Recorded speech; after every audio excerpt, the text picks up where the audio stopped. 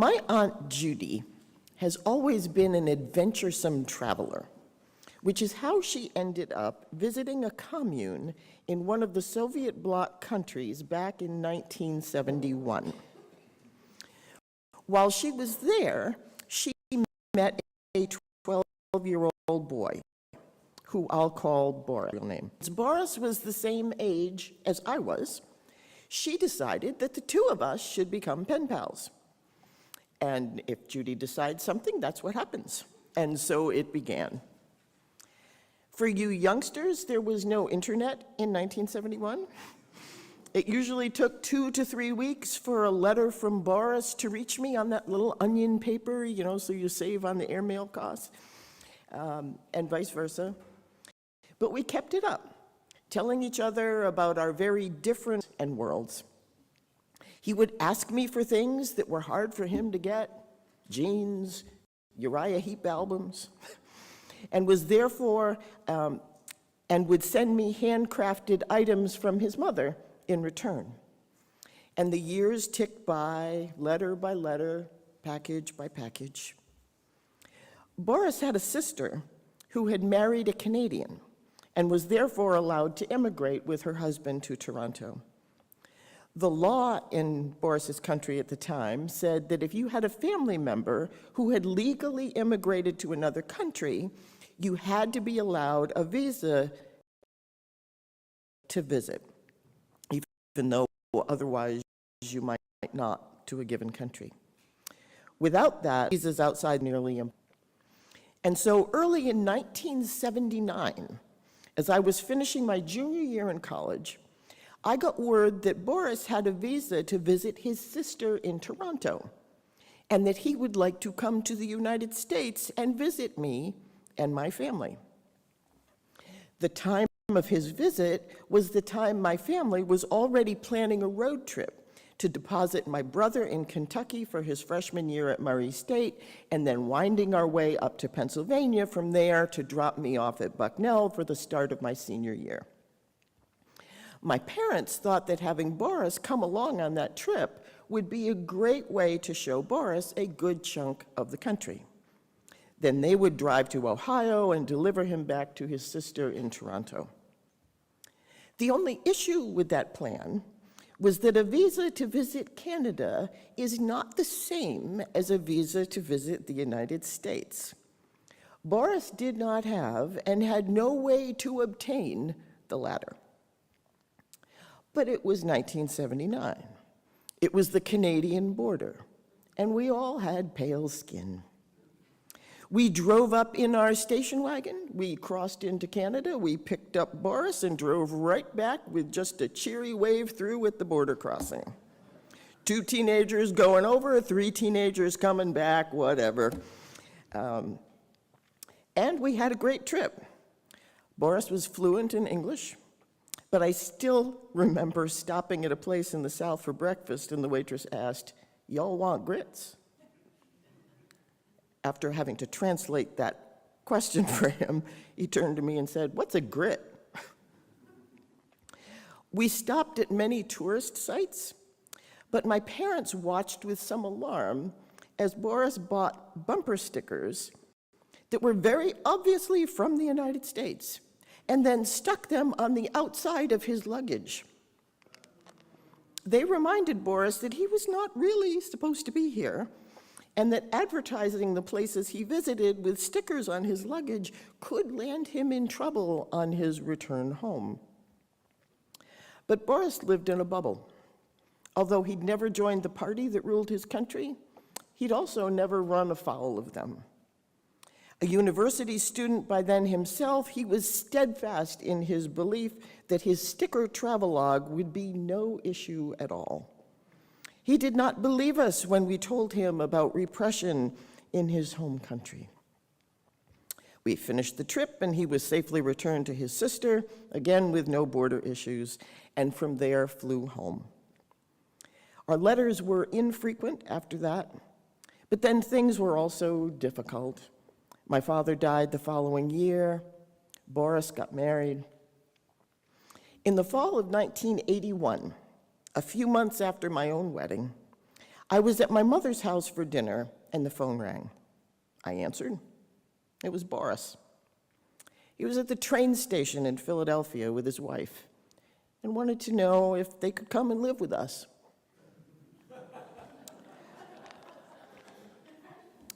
It seems when Boris had returned from his rogue visit to the US, he was not hassled at the border, but intimidation began at the university where he was studying. He'd come here during a period of high inflation, if you remember the late 70s, especially in gas prices. When a professor of his said that it was so bad in the United States that women were turning to prostitution to pay for gas, Boris's hand went up. Nope, not the case. He had to call out the lie. And he continued to do that with the many pieces of propaganda against the US that he encountered. He believed that he would be free to speak his mind and tell the truth at home. He was wrong about that. Once he began contradicting the lies he heard, he was increasingly pressured to join the party, with threats to withhold his graduation if he didn't comply. They approached his girlfriend, also at the university, and told her that if she knew what was good for her, she should end her relationship with Boris. To make a long story a bit shorter, they both managed to graduate, got married, sold their house and all they had, and bought round-trip tickets to visit Boris's sister, never intending to use the return leg of the ticket. Then they went into hiding until it was time for the flight. Boris's sister let them live with her in Toronto for a time, and then arranged for them to get a work visa for a resort in the Poconos that was owned by a distant relative. When Boris called me, they had been working at the resort for some time, but were treated like slaves. Little to no pay, no real way to support themselves. Boris told me that his wife had already passed out several times from hunger. His sister would not take them back, and they feared what awaited them if they returned to their home country. And so he called his pen pal in the family 2 years prior. Can we live with you? I told him, hang on, I'll go ask. By midnight, we had turned part of the living room into a bedroom and were at the Providence train station when Boris and his wife arrived. They lived with my mother for years. She fought for them to get political asylum, advocating for them with immigration officials at every level of government, going all the way up to the office of Senator Claiborne Pell to overcome the many, many obstacles. She then helped them get green cards, saw them both through getting master's degrees at Brown University, and eventually was there to celebrate their naturalization ceremony as new citizens of the United States. Their 2 children grew up calling my mother Grandma. They eventually moved out of state. Boris became an insurance underwriter. His wife found a career in finance. Neither could visit their families or introduce the grandchildren until the breakup of the Soviet Union and the full independence of their home country.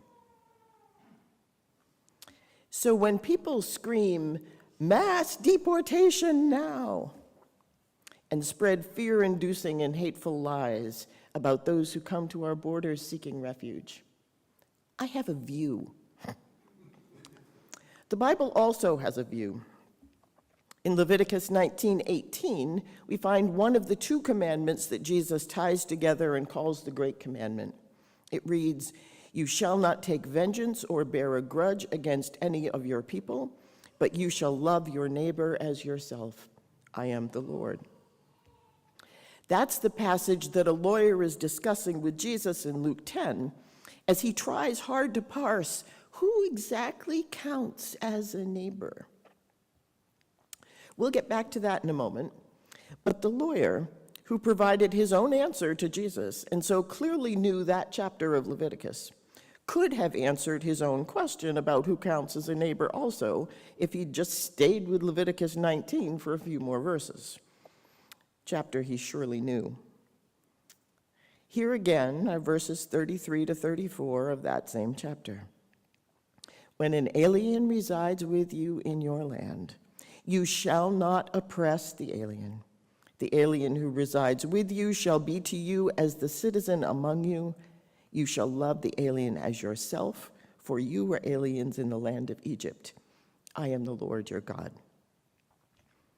An interesting sidebar on those verses is that the word for alien there is simply the word for stranger or foreigner, specifically one with no rights in the country where they find themselves. The King James actually uses the word stranger in those passages, and it's a fascinating glimpse into the world of Bible translations to see translations from centuries later, especially those that are put together by supposedly more liberal denominations, use a word like alien when stranger is a far less loaded and perfectly sound meaning of the word, as is foreigner. But the important part of those verses in Leviticus is the reason given for the law that foreigners living in the land should be treated as citizens. That rationale comes at the end of verse 34. For you in the land, God calls Israel to remember their own difficult history many times in the Bible. It's the backdrop of the Ten Commandments. Remember your own experience, which was not only that they had been actually enslaved and brutally mistreated in Egypt, but the whole reason they were in Egypt to begin with was that there had been a famine in their home country and Egypt had food. The sons of Jacob, who would later become the 12 tribes of Israel, went to Egypt in the first place and settled there because Egypt had food and they did not. They were refugees. And they stayed in Egypt for so many generations that their numbers grew to a point where a new Pharaoh saw them suddenly as a threat to his power. The new Pharaoh made up lies about the Hebrews to scare the native Egyptians into thinking the Hebrews were a threat to them. Then with that, got the people to enslave the Hebrews. That's why God had to send Moses to get them out of slavery, but they were enslaved for centuries before that happened. So now that the Hebrews have left Egypt and gone back to the home of their ancestors, God tells them to remember that experience. Remember that your own ancestors were starving and had to go settle in another country just to be able to eat. And remember what happened when that country turned on your people and enslaved you, even though you had lived there peacefully for generations, all because of the lies of an insecure king. In Leviticus, God wants to be clear. You are not to be like that. You shall treat the foreigner living with you no differently than the Israelite citizens who are your neighbors. Why? Because their story is your story too. In Luke 10, we're told that a lawyer stood up to test Jesus. In this case, we're talking about someone, a lawyer, schooled in the law of Moses, not in civil courts.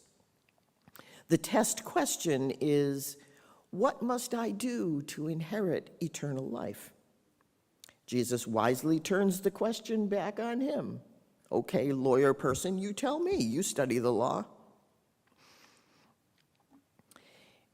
He does answer his own question. He answers the eternal life question with, you shall love the Lord your God with all your heart and with all your soul and with all your strength and with all your mind, and your neighbor as yourself. Jesus says, ding, ding, right answer. Do this and you will live. But the man isn't done. We're told he was wanting to justify himself when he asked Jesus a follow-up question. And who is my neighbor? We're not told who specifically the man wanted to be excused from loving, but the story Jesus tells in response gives us a pretty good idea. That exchange is the lead-in to the famous parable of the Good Samaritan.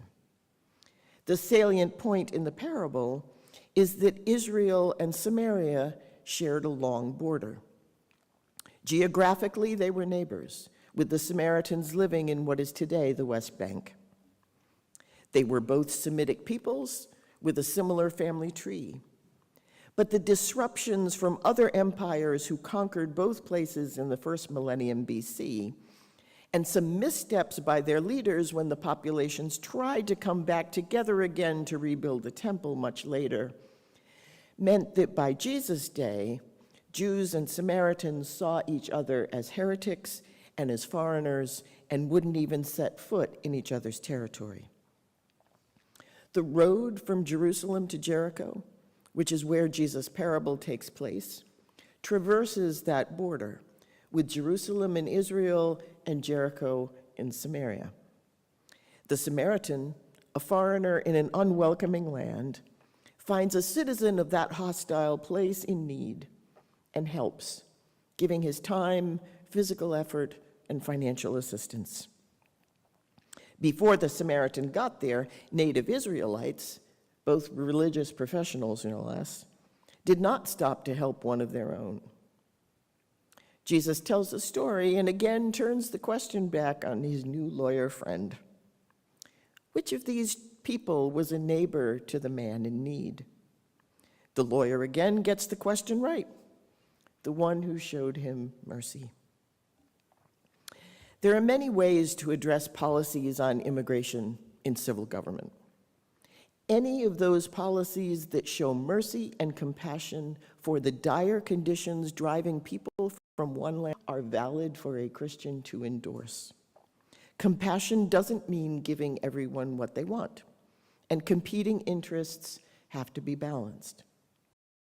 But hate, lies, fear-mongering, violence, using desperate people for political gain, calling people not even human, housing people in harsh, unsafe, and unsanitary conditions, Border Patrol agents destroying jugs of water left in the desert to help keep those desperate enough to take the journey from dying, and taking nursing babies from their mother's arms and separating families without a record of who is where.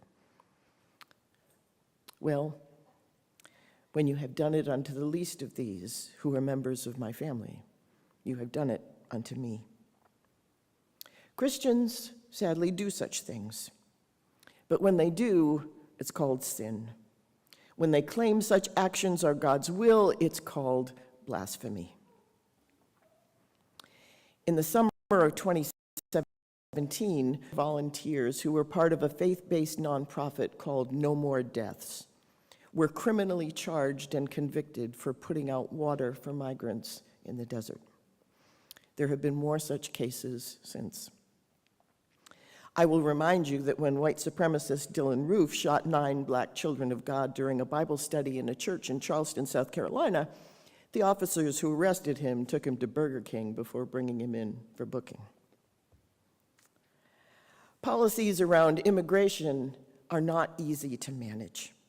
And it's only going to get worse as wars and a heating climate drive even more people from their homes.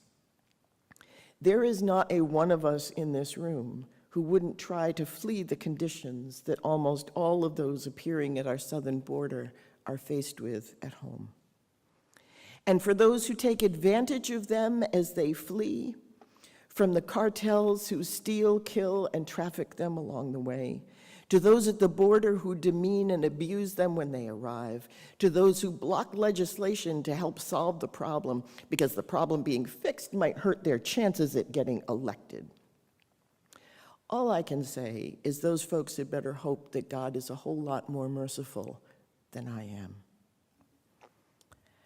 Solutions to the problem involve everything from trying to end the wars, violence, oppression, economic devastation, and climate disruptions that make people need to flee their homes in the first place, to balancing the real gifts and opportunities immigrants bring to our country with how many people any given area can absorb over how much time, to vetting and getting people through an understaffed legal process and more.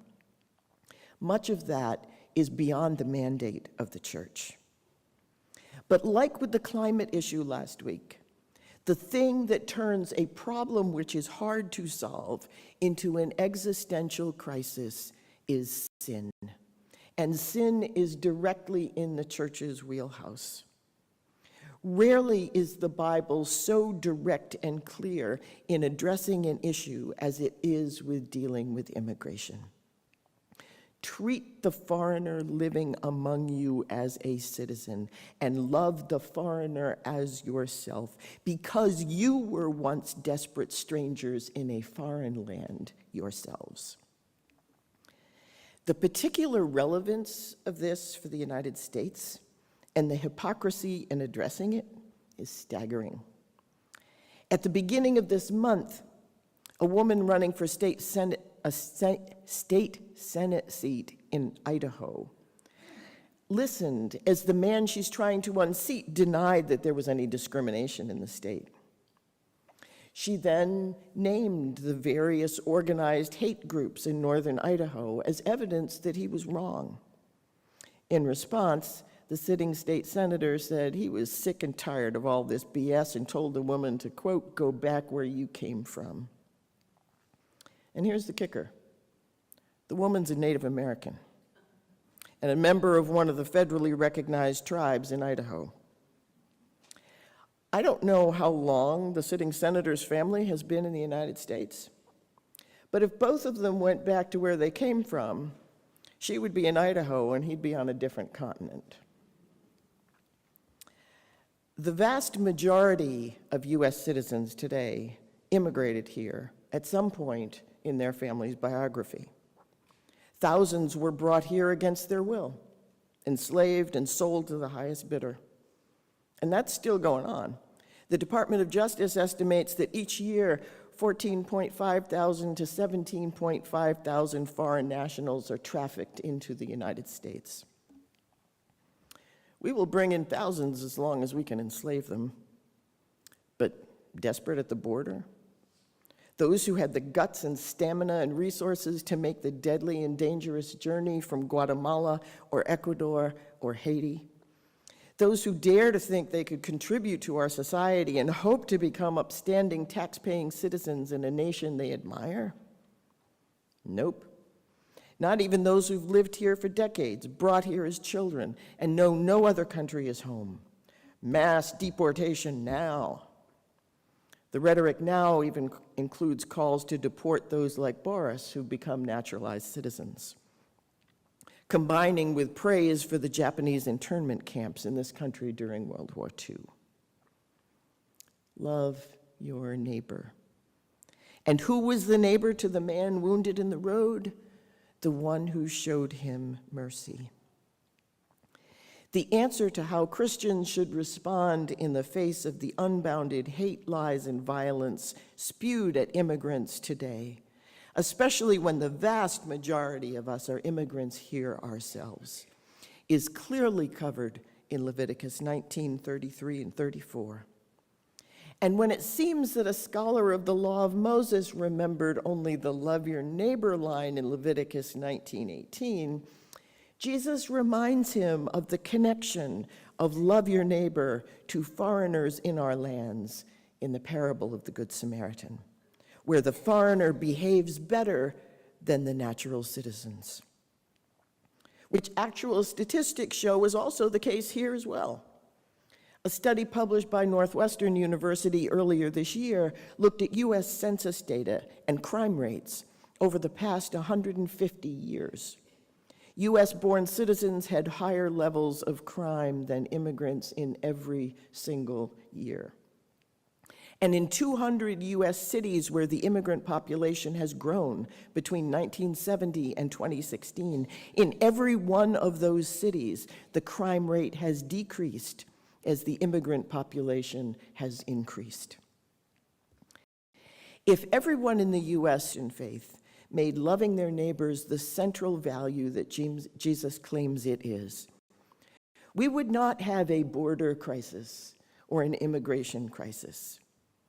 There are enough people in government who claim to be Christians who could decide to actually follow Jesus, put self-interest aside, love their neighbors, especially the immigrants among us who arrive now, as almost all of our forebears did however many years ago, and just solve the problem with charity and goodwill. But in addition to simply living the faith we profess, we can also support those of many faiths and of no faith at all who work around the clock to push back the lies, protect the people, and try to see that they receive justice. As individuals and churches, we can and do support that work. Loving our neighbors means for our neighbors. And that just happens to be the name of a nonprofit that we support every year. Justice for Our Neighbors, or JFON, targets the overwhelming legal hurdles that those coming in face just to have their asylum considered, let alone granted. Kneecapping the courts by not allowing for enough judges, attorneys, and personnel to handle the many, many, many caseloads before them is just one insidious way that those who profit from an immigration crisis keep it going. The branch of JFON in New England that we support provides free legal representation to over 150 clients in their ongoing immigration cases, a process that can take years to complete. Those that don't qualify for free representation receive consultation and advice. JFON points out that appearing in court without a lawyer reduces the chances of a successful outcome by up to 80%, even when the case has obvious merit. My mother, who was an English teacher, not a lawyer, provided that representation for Boris and his wife.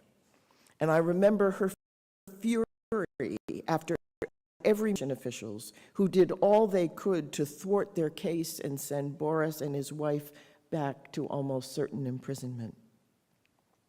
She didn't live to know about JFON, but she would have gladly ponied up for every fundraiser and maybe even volunteered for them directly herself in some capacity. Each February, we hold a special fundraiser for JFON with our chili cook-off. But your regular donations to our operating budget also support them. As part of the United Methodist Church, we pay into a denominational fund that supports a wide variety of missional work, some of which stays at $54,854. Justice for Our Neighbors, which was created in 1999 by UMCOR, the United Methodist Committee on Relief, gets one of the largest percentages of our mission shares. The policy work surrounding immigration is complex. The Christian response to a humanitarian crisis is not complex. Love your neighbor, period. Do this and you will live, said Jesus.